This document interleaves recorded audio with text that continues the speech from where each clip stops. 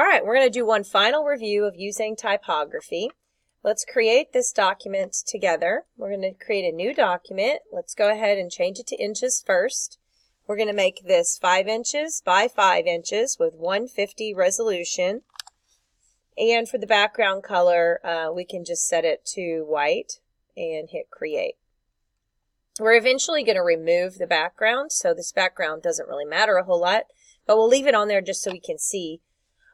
Right now, you're going to choose a font. It needs to be something that, that you like, but something that we're going to be editing. So you're going to have to remove a part of the font, and then you're going to have to also punch something out of the font. So it kind of needs to be thick letters. And we're going to do your initials.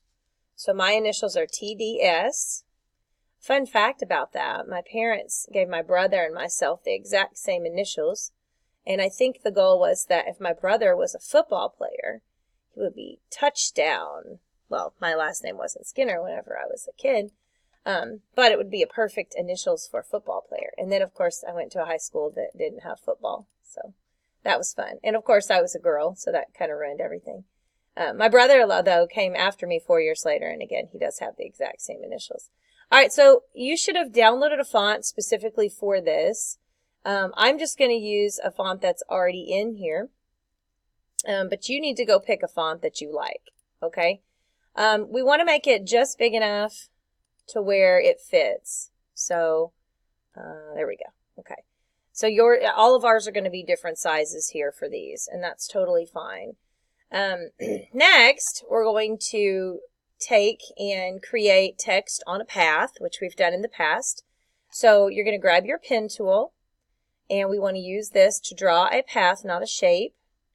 And so pick some part of your name that has a curve. Hopefully all of you have a curve in your name somewhere. I'm going to go down here and go this way. So remember, you click and then go to the other side of the rainbow, as we call it. Click, don't let go, and drag until you get the angle just about right. And then once you do, press escape. Then you're going to take your type tool and you want to click on that line. And mine's not popping up, so if it doesn't, make sure you click on the path. Sometimes that happens, and sometimes I have to turn the letters off because they get in the way. There we go. Sometimes the letters get in the way because you're so close to a text box, so if you just turn them off real quick, then you can, there we go, see. All right, so I want to make sure this is on left before I click anything, and then click right on the leftmost part of the path. Font way too big here. I'm going to go ahead and just pop it down to 14 for the moment, and then put Tanya on here. And again, alter that size to be whatever you need it to be, but you want to make sure that it all fits on there. And then I would choose a secondary font that's not quite so big for this one. Here we go. All right.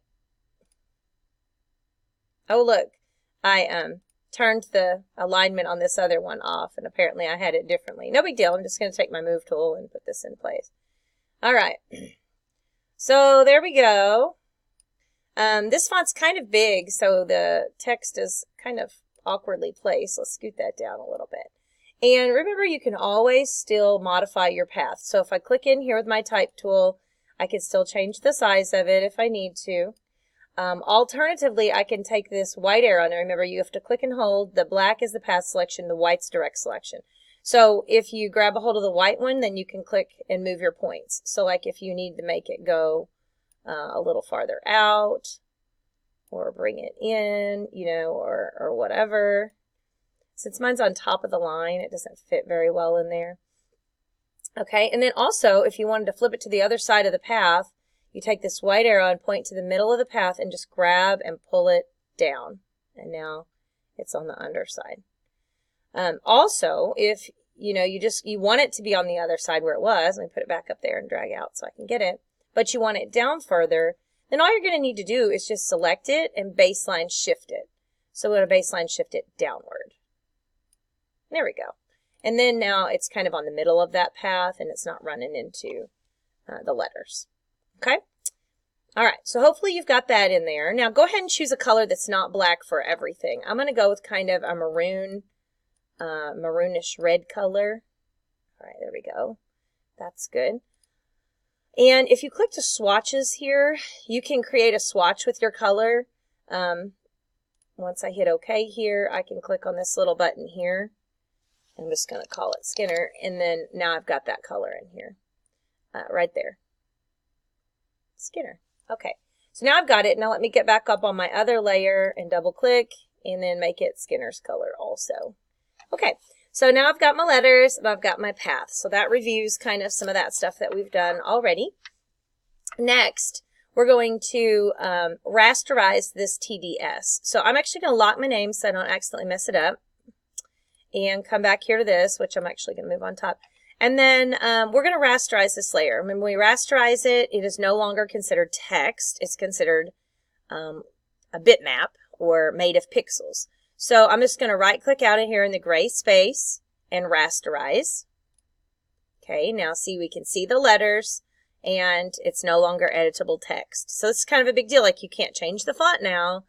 You can change the color.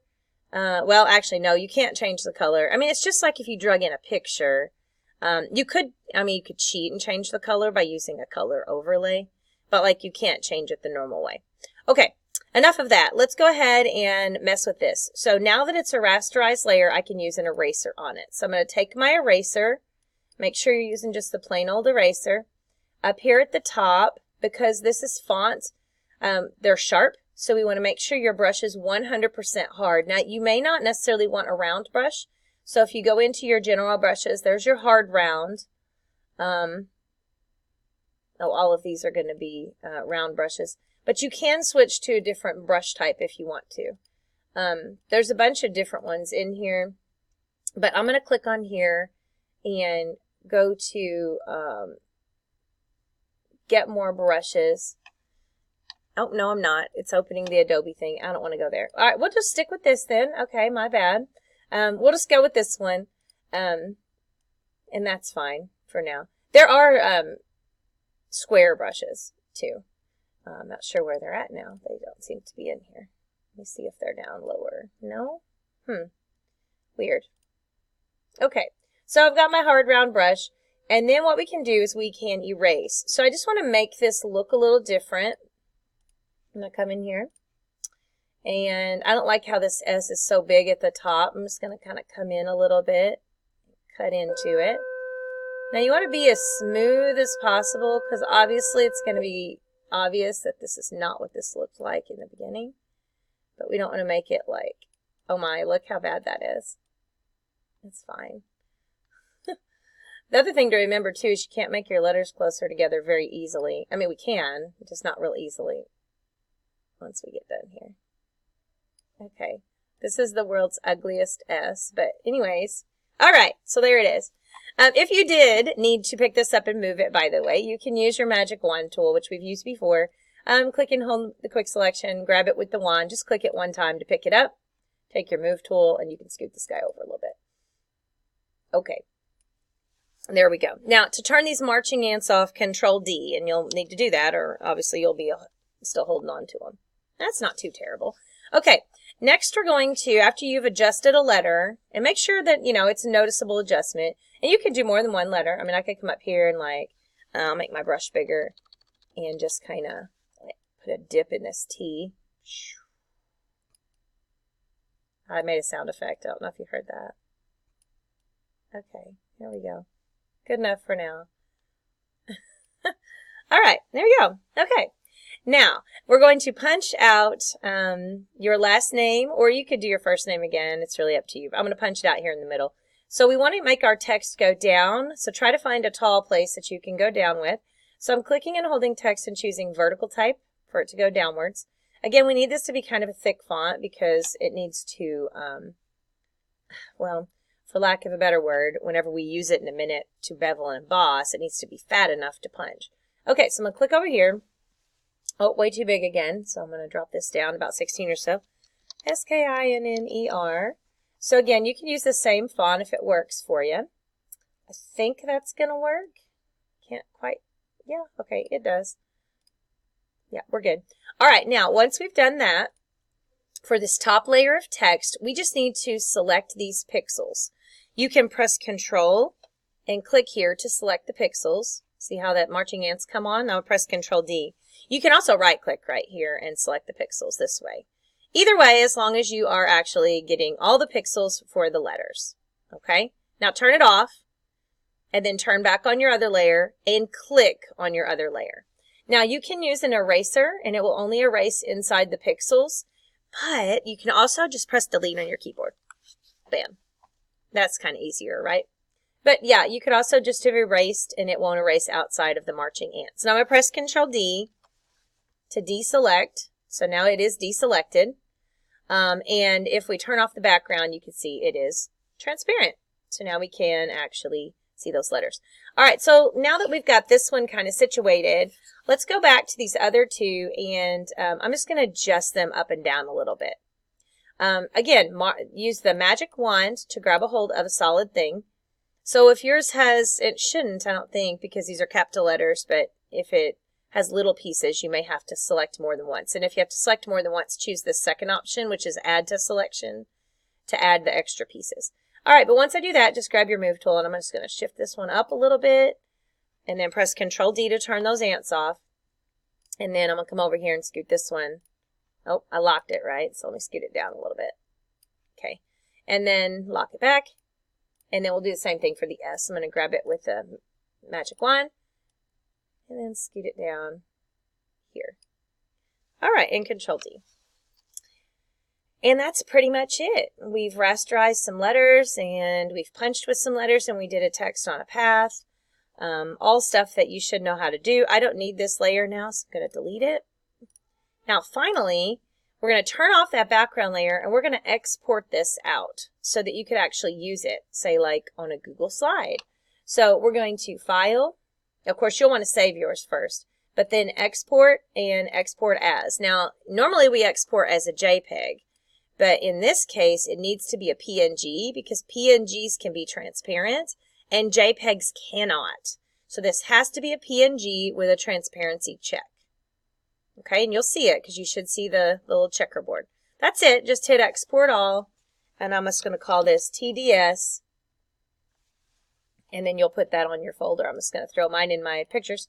But put that in there, and then now you should have your own transparent PNG. So if I go into my Google Drive and create a document, I got all kinds of things beeping at me here.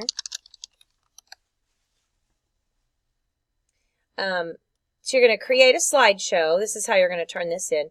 You're going to create a slideshow in your Google. And I don't want a solid background because I want to be able to see that you punched that out. So we're going to do some sort of a gradient background or a background that has kind of a picture. And there's not like really good ones built in here. I mean, you can just choose one. I'm going to put my initials, Tanya Skinner. And then I'll just scoot these over here out the way. Okay. And then what you're going to do is make you a box that has a gradient in it. So I'm going to just draw me a box like so. It fits over here. And for the inside fill color, choose gradient and just choose any like gradient that you want. Of course, I probably should choose something that matches this color scheme. And this is such an ugly color scheme, but it's fine. All right. Then you're going to insert your picture that you have saved. So you'll upload from computer. You should have yours on your drive. I've put mine in my pictures folder. And then there's my logo. And I should be able to just pop it right in here. There we go. And we can see that it is indeed see-through. And then this, of course, you would just share with me my initials, TDS, and get a shareable link. And just make sure that anyone at Jackson R2 Schools can view. This is what you will turn into me on Canvas. So there you go. Here's just a review of some text things and then rasterizing text and text on a path.